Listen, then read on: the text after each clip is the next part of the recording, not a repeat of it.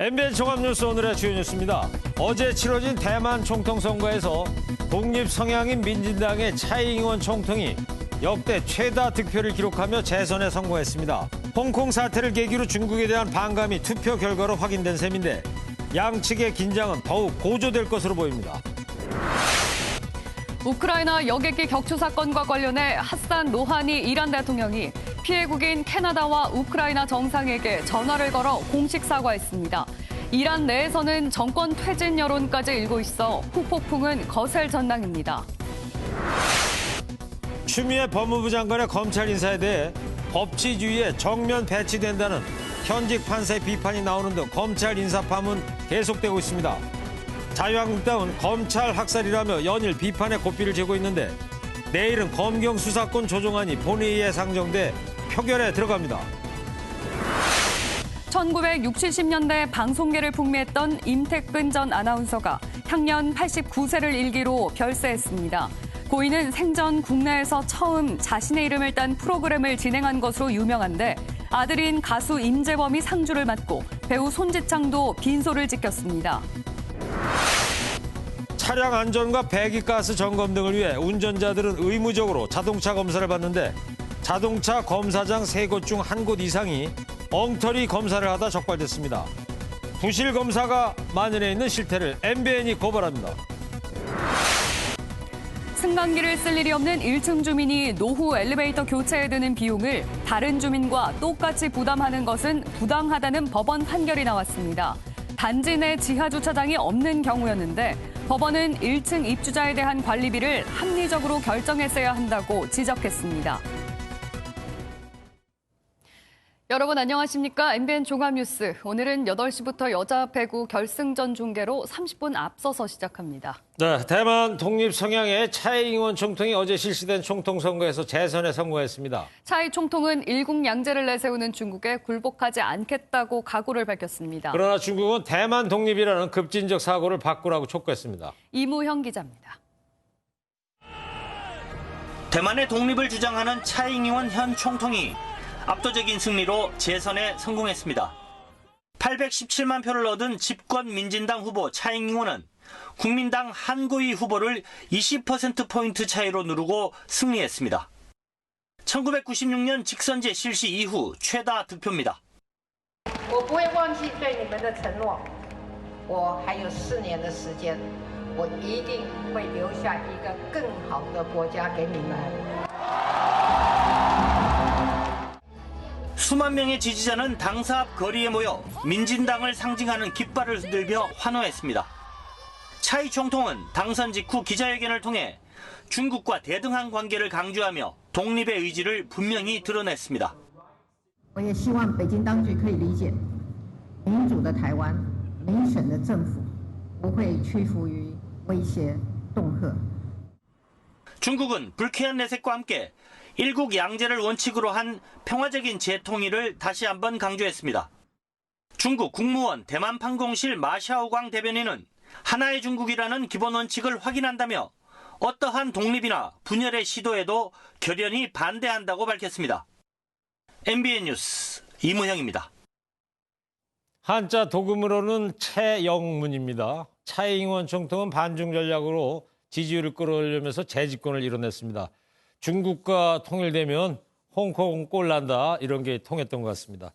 특히 홍콩 사태를 지켜본 젊은 유권자들이 대거 투표에 나섰습니다. 이기종 기자입니다.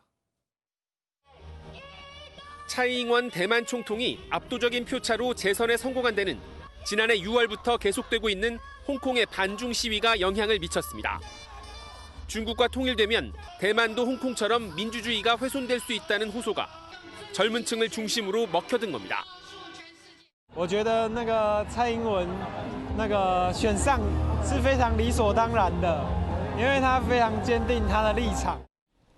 중국은 차이 총통의 재집권을 막기 위해 군사 외교는 물론 대만 자유여행 금지 등 경제 분야까지 압박했는데 오히려 독이 됐습니다. 我们不承诺放弃使用武力，保留采取一切必要措施的选项。 2018년 지방선거 패배로 재기가 어려울 것처럼 보였던 차이 총통은 전쟁 준비 발언까지 하며 중국에 맞선 지도자로 다시 떠올랐습니다. 我台湾人，我骄傲，台湾人做了最正确的决定。 홍콩에 이어 대만에서도 반중국 분위기가 연출되면서 강력한 하나의 중국을 이루겠다는 이른바 중국몽이 암초에 걸렸습니다. MBN 뉴스 이기종입니다. 하산 루하니 이란 대통령이 우크라이나 여객기 격추 사건에 대해서 캐나다와 우크라이나 정상에게 공식으로 사과했습니다. 자, 한성원 기자의 보도를 먼저 보시고요. 이란군은 어쩌다가 민간 여객기를 미사일로 격추하는 치명적인 실수를 했는지 그 전말 또 앞으로 보상 이거 어떻게 이루어질 것인지 뉴스 추적하겠습니다. 176명의 목숨을 앗아간 여객기 격추에 대해 하산 루하니 이란 대통령은 캐나다 쥐스탱 트리도 총리에게 전화를 걸어 깊은 유감과 사과의 뜻을 전했습니다. 지난 2012년 당교한 두 나라의 정상통화는 이례적인 일로 트리도 총리는 캐나다인 57명이 사망한 만큼 진상조사에 참여하겠다고 요구했습니다. President Rouhani that it is absolutely necessary that Canada participate in this investigation. 루하니 대통령은 볼로디미르 젤렌스키 우크라이나 대통령에게도 사과하며 책임자 처벌을 약속했습니다. Домовились про початок спільної роботи з розшифровки двох бортових самописців чорних скриньок.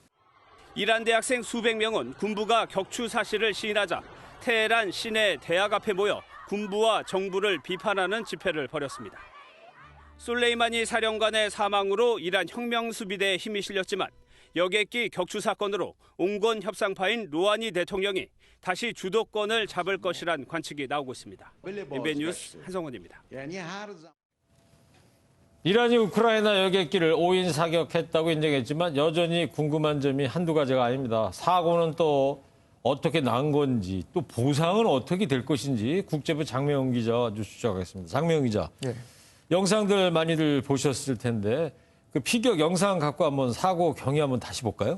네, 먼저 뉴욕타임스가 공개한 피격 영상을 함께 보시겠습니다. 예. 네, 작은 섬광이 날아와서 그대로 폭발하는데요. 그렇죠. 네, 이 영상의 시점이 현지 시간 8일 오전 6시 14분 피격된 PS-752 여객기가 이맘 호메이니 국제공항을 이륙한 지 2분이 지난 상황입니다. 예. 네, 고도 2,400m 지점에 도달했을 때 이란 혁명수비대가 쏜 대공미사일에 맞아 그대로 인근 지역으로 추락하게 된 겁니다. 네. 현지 시간으로 사고 시간이 이제 오전 6시 14분이고 우리 시간으로는 그때가 오후 2시 14분이었거든요.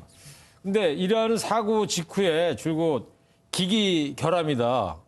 네. 이런 이야기를 했는데 이 3일이 지나고 나서야 이제 인정을 했어요. 5인 사격했다고. 네. 이유가 뭘까요? 네, 먼저 준비된 사진을 보시면요. 예. 네, 사고 비행기 조정석 부분입니다. 예. 조정석 윗부분은 비교적 멀쩡한데 그러네요. 이건 미사일 타격 지점이 조정석 바로 밑이었다는 걸 증명하는 걸로 볼 수 있습니다. 그래서 밑부분은 다 사라졌다. 예, 맞습니다. 그 비행기 동체 곳곳에 이런 작은 구멍들이 그 미사일 파편으로 인한 또 그런 구멍으로 추정됩니다. 저기 보이네요. 네. 이렇게 여객기가 격추됐다는 직접 증거가 계속 나오면서 결국 사고 사흘 만에 입장을 바꾼 것으로 보입니다. 예. 네, 이란 혁명수비대는 미국이 이란 내 52곳을 타격하겠다고 위협하자 경계 근무를 최고조로 하다가 5인 사격이 발생했다고 인정했습니다. 네. 네, 이란 혁명수비대 대공사령관의 발언 들어보겠습니다. اطمینان پیدا کردم که این اتفاق افتاده واقعا آرزوی مرگ کردم برای خودم که ای کاش میمردم و چنین حادثه‌ای رو شاهد نبودم. 자, 그리고 사고로 숨진 민간인들 보상 문제 이야기 안 할 수 없습니다. 어떻게 이루어질 것 같습니까? 네, 이번 사고와 가장 비슷한 사례가 1988년에 있었는데요. 예. 공교롭게도 그때는 미군이 이란 민간 항공기를 전투기로 오인해 격추했습니다. 예. 트럼프 대통령이 52곳을 공격하겠다고 경고하자 이란 로하니 대통령이 IR-655기의 290명을 잊지 말라고 반박했던 그 여객기입니다. 숫자 290은 IR-655기에 타고 있던 승객 수로 전원 사망했습니다. 그러니까 그게 이란기였죠, 그러니까. 예, 맞습니다. 당시 미국은 국제사회의 엄청난 비난과 동시에 유가족에게 보상금을 지급하는데요. 예. 무려 6,180만 달러, 현재 환율로 계산하면 우리 돈 718억 원이라는 돈을 지급합니다. 예. 네, 화폐 가치가 지금보다 더 높은 점을 고려하면 상당한 액수인데 당시 국제사회에선 미국이 이란에 지원금을 준 셈이다라는 비판도 나왔죠. 88년이면 우리 서울올림픽이 열리던 해고 지금부터 32년 전이란 말이에요. 그때 718억을 보상했다. 지금 이번에는 더 천문학적인 금액의 보상이 이루어져야 될 것 같다는 생각이 들고요. 그리고 이번 사건으로 이란 내부의 상황도 또 바뀌었다면서요? 네, 준비된 영상을 먼저 보실까요? 예. 네, 보시는 영상은 현지 시간 11일 오후 이란 테헤란의 한 대학교 앞에서 찍은 영상인데요. 이번 5인 사격을 두고 1,000명이 넘는 시민들이 반정부 시위를 벌이고 있는 겁니다. 네. 시위자들은 쓸모없는 관리들은 물러가라, 거짓말쟁이에게 죽음을 같은 다소 격앙된 구호를 외치기도 했습니다. 이란 최고 지도자 아야톨라 알리 하메네이를 규탄하는 목소리도 들렸는데요. 이번 사건으로 반미 항쟁을 주도해야 하는 혁명수비대의 위상과 활동이 당분간 제한될 전망입니다. 네. 자연스레 이란의 대미 항쟁 의지도 한풀 꺾이고 국제사회의 여론도 악화될 것으로 보입니다. 네, 이번 여객기 5인 피격 사건, 중동 정세가 또 급박하게 바뀔 것 같습니다. 지금까지 국제부 장미영 기자였습니다. 지난 금요일 청와대 압수수색을 놓고 청와대가 위법한 수사라고 비판하자 곧바로 검찰이 적법한 절차를 준수했다고 맞받아쳤습니다. 이런 가운데 현직 판사는 추미애 법무부 장관의 검찰 인사가 법치주의에 위배된다고 비판해서 논란이 일고 있습니다. 김지영 기자입니다.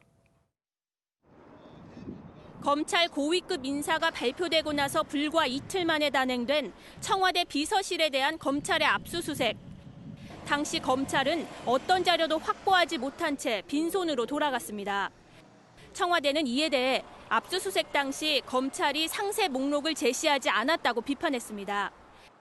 피의자 18명에 대해 구체적으로 어떤 자료를 달라는 것인지 명확하지 않은 상황에서 법원의 판단도 받지 않은 위법한 수사를 진행해 협조할 수 없었다고 주장했습니다. 검찰은 즉각 적법한 절차를 밟았다고 반박했습니다.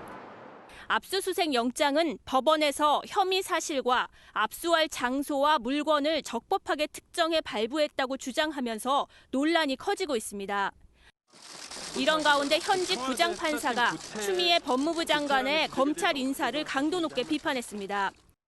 김동진 서울중앙지법 판사는 SNS에 정치적 상황 변화나 심의 논리에 의해 왜곡돼선 안 된다며 이번 인사는 헌법 정신에 정면으로 배치된다고 지적했습니다. 김 부장판사는 지난 2014년 원세훈 전 국정원장의 무죄 판결에 대해 법치주의는 죽었다고 비판했다가 정직 2개월의 징계를 받은 바 있습니다. MBN 뉴스 김지영입니다. 4.15 총선이 90여일 앞으로 다가오면서 정치권이 빠르게 총선 체제로 전환하고 있습니다. 대한신당은 오늘 창당식을 열어 제3지대 통합에 착수했고 민주당 역시 영입 인재를 공개하며 분위기 띄우기에 나섰습니다. 조창훈 기자입니다. 창당대회를 열고 공식 출범을 선언한 대한신당이 제3세력 통합을 화두로 던졌습니다. 유성엽 의원은 손학규 바른미래당 대표에게 합당을 제안한 것으로 알려져 눈길을 끕니다. 바른미래당, 민주평화당, 무소속 의원 여러분께 제안합니다. 질이 멸렬해진 제3세력 이제 다시 태어나야 합니다. 하지만 안철수 전 대표와의 관계를 놓고선 대한신당과 안 전 대표 측 모두 부정적으로 생각하고 있다는 점이 변수입니다. 새로운 인재 영입으로 화제를 끌고 있는 더불어민주당은 이용우 카카오뱅크 공동대표를 영입했습니다. 지금도 혁신이라는 이름으로서 혁신이 아닌 발목을 잡는 제도도 만들어지고 있습니다. 자유한국당은 당 지도급 인사들에게 수도권 험지에 나서줄 것을 공식 요청했습니다. 지도자들이 모두 수도권에 모인다면 그야말로 대형 쓰나미를 일으킬 것입니다. 패스트트랙 전국이 마무리되면서 여야 정치권이 본격적인 총선 채비에 나서고 있습니다. MBN 뉴스 조창훈입니다.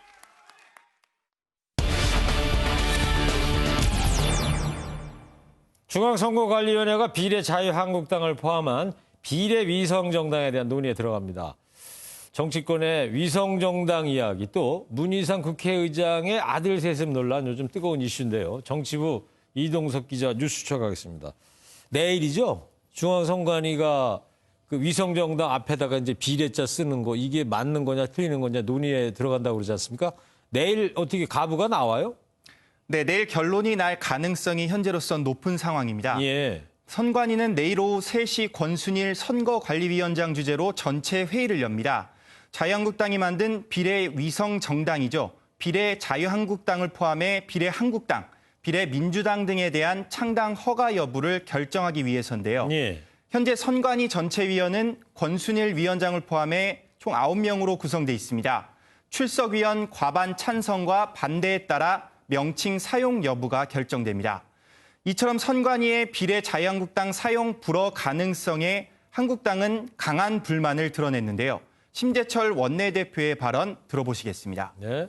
비례정당 명칭 사용을 불허한다면 선관위 스스로 정권의 하수인임을 자인하는 것입니다. 그리고 또 비례자유한국당 창당준비위원회 최초 대표자 명의가 한국당 지도부의 아내로 확인됐다고 그래서 지금 논란이 되고 있는데요.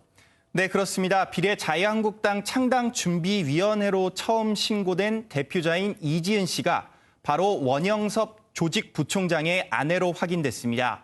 이에 대해 정의당은 비례자유한국당은 불법 조직이라며 배우자를 바지 사장으로 앉혔으니 막장도 이런 막장이 있을 수 없다고 맹비난을 쏟아냈습니다. 선관위는 입장이 뭐예요? 네, 선관위는 원 부총장의 배우자가 대표의 이름을 올린 것을 놓고 현재 문제로 삼지 않는 상황입니다. 그러니까 불법은 아니다는 겁니까? 그렇습니다.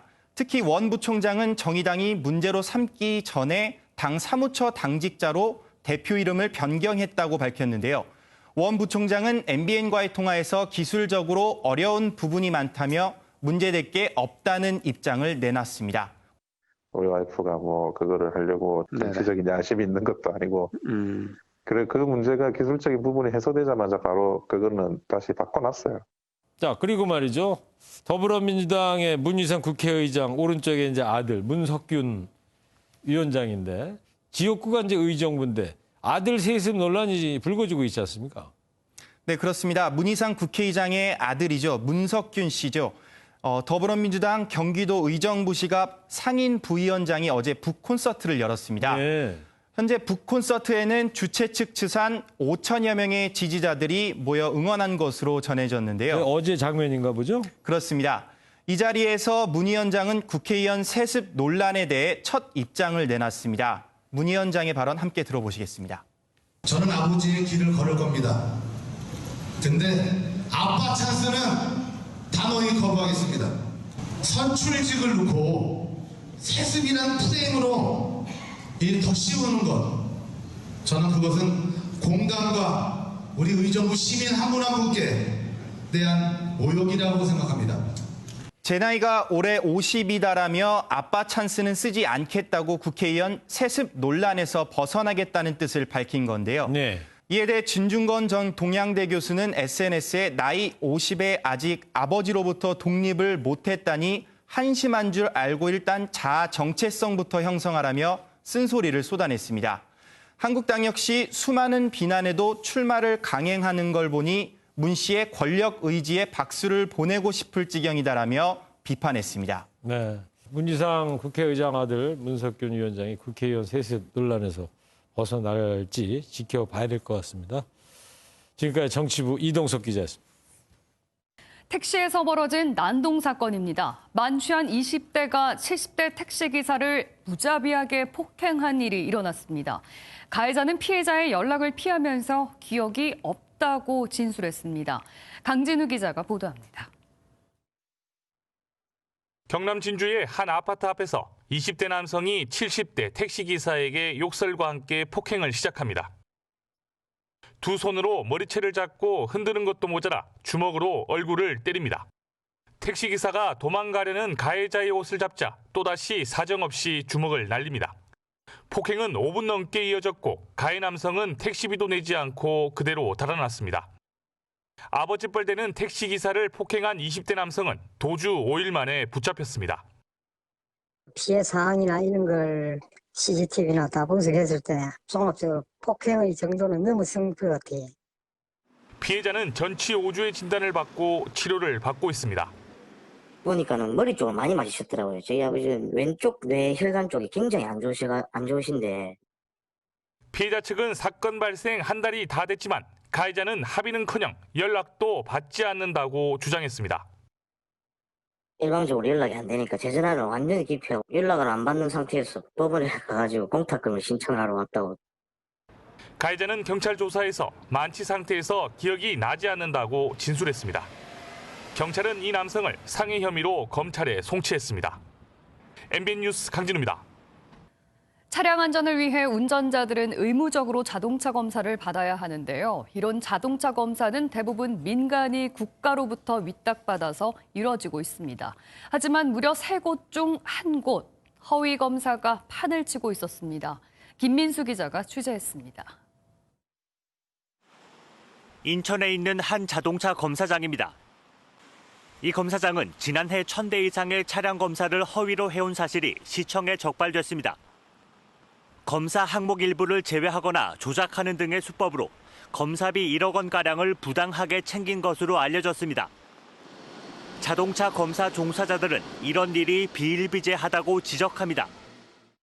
거기서 할지 모르는 게 아니고 180대는 180. 브레이크 탱탄을 하나만 해서 내보내라고 했다는 거예요. 시간이 걸리니까. 빨리빨리 빼내서 수익을 창출해야 되는데 한 달이라도 더 하려고. 그밖에 더 있습니까? 실제로 지난해 9개월간 780여 개 자동차 검사장을 대상으로 점검했더니 3곳 중 1곳이 불법 검사를 하다가 적발됐습니다. 이 같은 불법 검사는 특정 지역이 아닌 전국 곳곳의 검사장에 만연해 있는 것으로 드러났습니다. 국토부와 지자체는 연이후에 자동차 불법 검사 단속을 실시하고 있지만 근절될 기미가 보이지 않고 있습니다. 단속의 실효성부터 제고해야 합니다. 검사원들의 신분이 불안정해 부실 검사에 내몰리고 있는 점도 문제입니다. 지정정비 사업자의 지시라든가 권유, 회유, 협박, 심지어 협박까지도 있습니다. 그런 거에 자유로울 수가 없으니까. 대충 하고 말자는 자동차 검사장의 상술. 결국 피해는 고스란히 운전자들의 몫이 될 수밖에 없습니다. MBN 뉴스 김민수입니다. 백화점에서도 난동이 있었습니다. 백화점 손님이 보안요원을 향해서 음료를 던지며 욕설을 퍼부은 건데요. 경찰은 이 여성을 폭행 혐의로 입건하고 정신병력이 있는 건 아닌지도 조사할 방침이라고 합니다. 손하늘 기자입니다. 패스트푸드 매장을 찾은 젊은 여성 손님이 중년의 보안요원 얼굴에 콜라를 뿌리고 컵을 집어던집니다. 주문한 음식과 쟁반도 던지는 이 여성. 분이 안 풀리는 듯 식탁을 밀어 넘어뜨리려 합니다.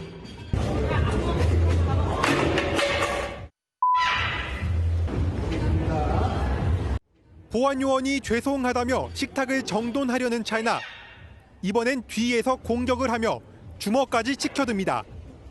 여성은 급기야 다른 보안요원들의 뺨까지 때립니다. 그제 낮 서울 명동의 한 대형 백화점에서 벌어진 일입니다. 백화점 보안요원들이 힘을 합쳐 이곳 출구로 여성을 내보내는 동안에도 여성의 난동은 이어졌습니다. 플라스틱 두꺼운 거 그게 깨졌어요. 깨진 게 중요한 게 아니라 그걸 서랍한테 던졌다는 게. 신고를 받고 경찰이 출동했는데 당초 처벌을 원하지 않는다고 했던 피해 보안요원이 처벌을 원한다고 입장을 밝히면서 경찰도 수사에 착수했습니다. 폭행죄 외에도 여러 손님이 있는 매장 내에서 보안요원에게 욕설 등을 하였다면 모욕죄, 매장의 영업을 방해했다면 업무방해죄가 추가로 인정될 수 있습니다. 인터넷에서는 당시 상황을 담은 영상이 급속도로 확산되면서 파장은 더욱 커졌습니다. 경찰은 여성을 폭행 혐의로 입건하고 여성과 피해 보안요원을 조만간 불러 조사할 방침입니다. MBN 뉴스 손하늘입니다.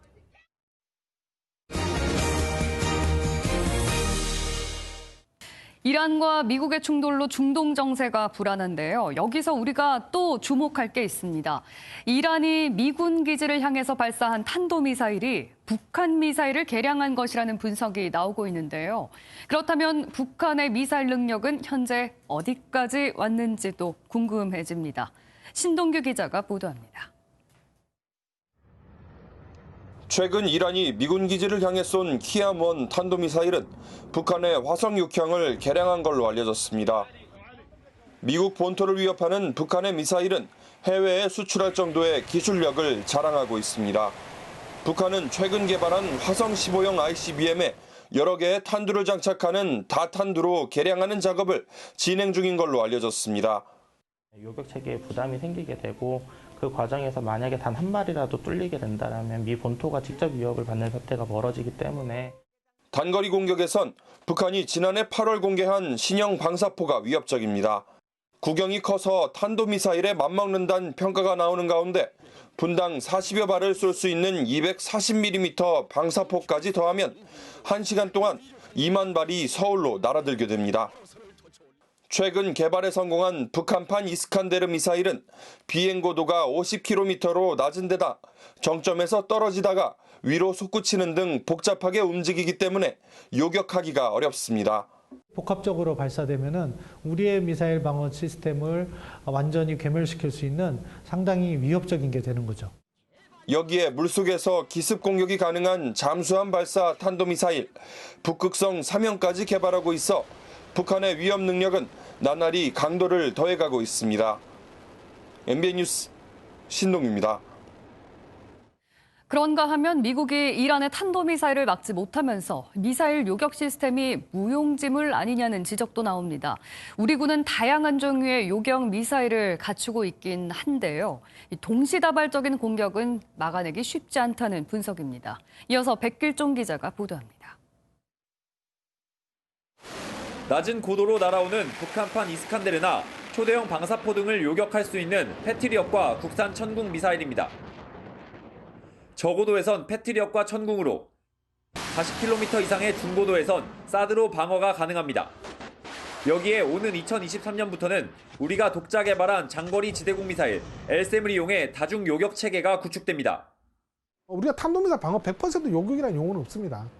우리가 방어할 수 있는 전투 시간과 전투 고도를 회피해서 정말 우연찮게 들어온다면 우리도 못 막을 수 있는 겁니다.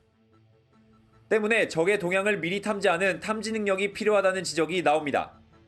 우리 군은 최대 탐지거리 900km의 탄도탄 조기경보 레이더와 이지스함, 조기경보 통제기 등을 갖추고 있지만 정찰 위성이 없어 세밀한 동향 파악에 어려움을 겪고 있습니다. 지난해 7월 합동참모본부가 북한 단거리 탄도미사일의 사거리를 이틀에 걸쳐 2번이나 바꾼 것도 이 같은 이유입니다. 바다 및 탐지력은 더 문제입니다. SLBM을 탑재한 잠수함을 추적 감시하고 발사를 억제하려면 반드시 우리도 핵 추인 잠수함을 보유해야 된다. 핵 추인 잠수함은 우라늄을 추진하기 때문에 고속으로 이동, 무제한 작전할 수 있는데 정부가 미국과 협상을 통해 정찰 위성과 핵 추진 잠수함 확보에 적극적으로 나서야 한다는 지적이 힘을 얻고 있습니다. MBN 뉴스 백길종입니다.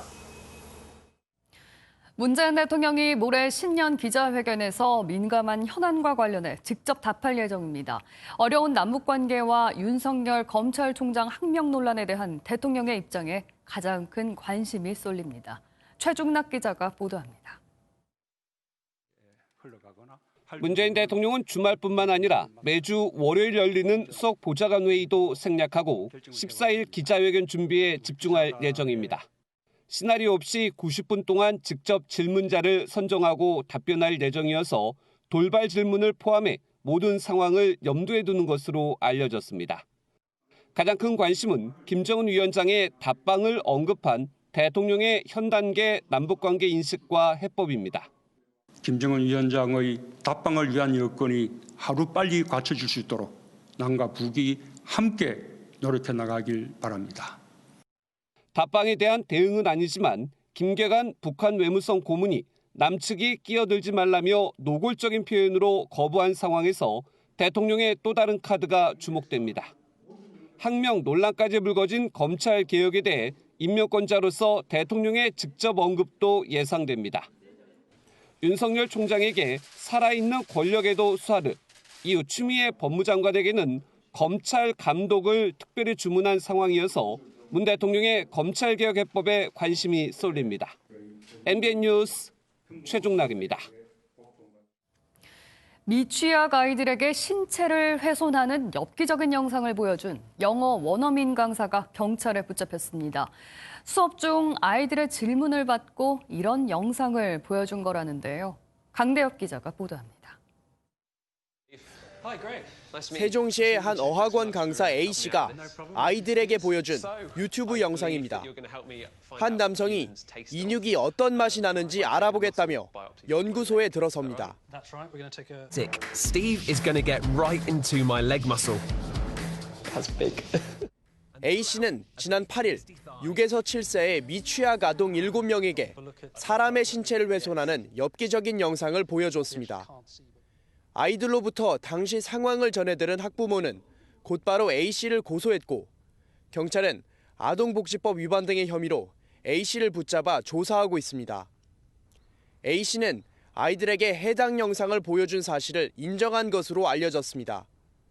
경찰 관계자에 따르면 A씨는 아이들이 인육과 관련한 질문을 해 해당 영상을 보여준 것일 뿐이라고 주장했습니다. 경찰은 학부모와 아이들을 대상으로 추가 조사를 벌여 정확한 사건 경위를 파악할 예정입니다.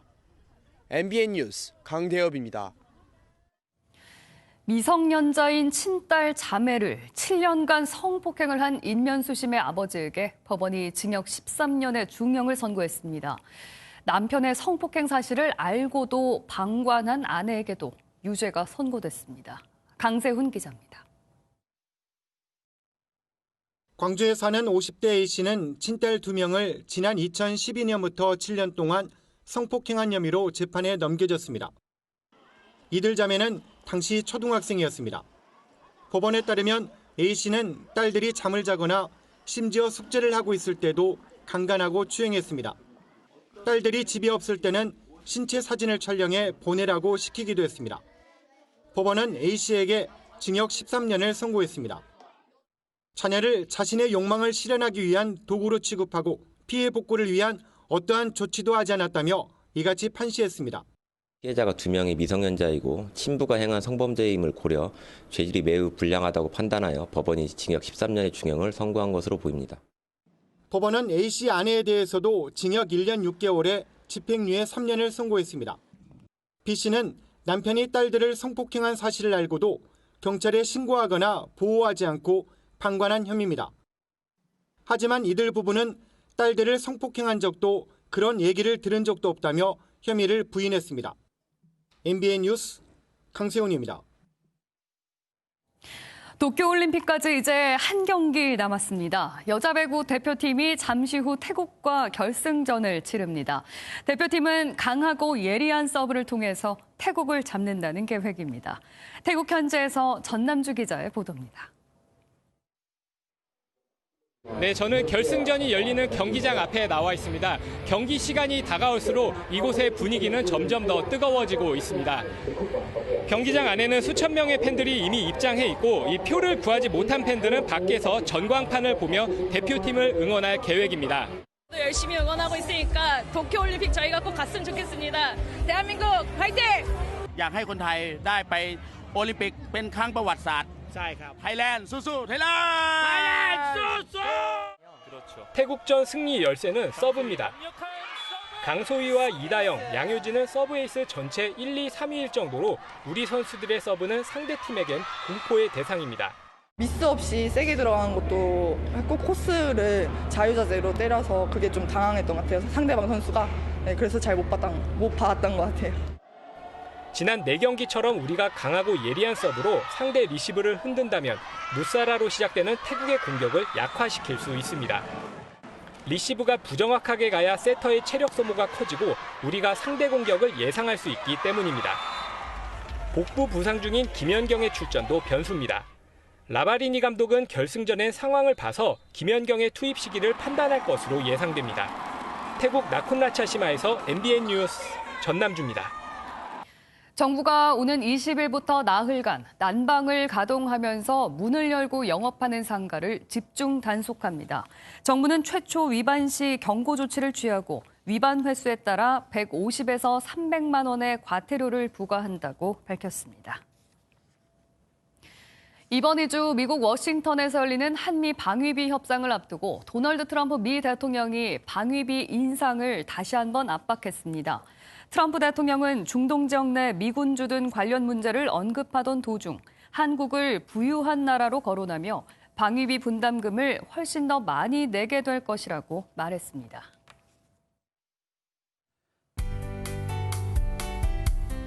내일 아침은 요 며칠보다 옷차림 따뜻하게 하셔야겠습니다.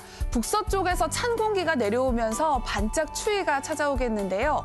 서울의 아침 최저기온 영하 5도로 오늘보다 1, 2도 정도 내려가겠고요. 찬바람이 강하게 불면서 체감온도는 영하 9도까지 뚝 떨어지겠습니다. 한낮에도 1도 선에 머물면서 종일 쌀쌀하겠습니다. 추위 덕분에 미세먼지는 물러가겠습니다. 내일 전국의 미세먼지 농도 좋음에서 보통 수준으로 오랜만에 공기가 깨끗하겠습니다. 현재 전국이 대체로 맑은 모습입니다. 강원 북부 동해안은 오늘 밤까지, 제주도는 내일 새벽까지 눈이 날리는 곳이 있겠습니다. 내일 중부지방 맑은 하늘이 드러나겠고요. 춘천과 충주의 아침 기온 영하 7도까지 내려가겠습니다.